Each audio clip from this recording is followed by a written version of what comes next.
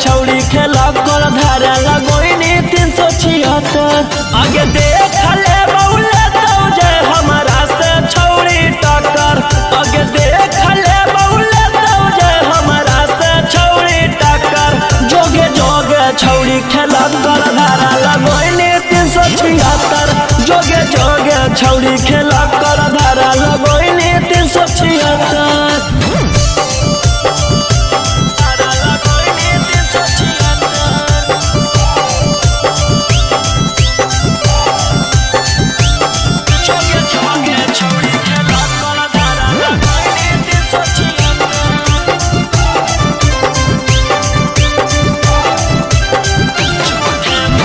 झूठे मूठे के छौड़ी हमारा फसावोहिंगे। जाई के थाना में रिपोर्ट लिखावोहिंगे। झूठे मूठे के छौड़ी हमारा फसावोहिंगे। जाई के थाना में रिपोर्ट लिखावोहिंगे। आगे के तना गिर गेनी कि हमारा गिरावेला भीड़ गेनी। आगे कुछो नहीं बिगड़ दो केतनो कटमी थाना में चक्कर। आगे कुछो नहीं बिगड़ दो केतनो कटमी थाना में चक्कर।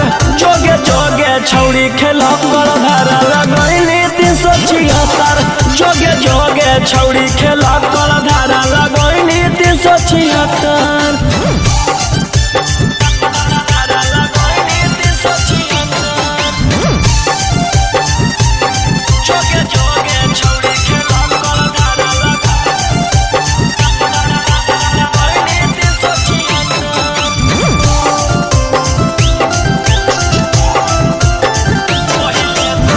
पहिले तू कोई भाषण मीडिया में जाई के कि तोरा मिलतौ छौड़ी हमारा फसाई के।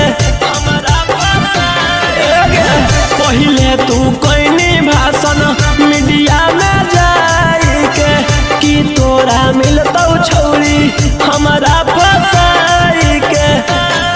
कि जहिया जेल होतौ फिर बेल लेके उहे खेल होतौ। आगे रोही राऊ सनवा दिलवा कैले हकौ पत्थर।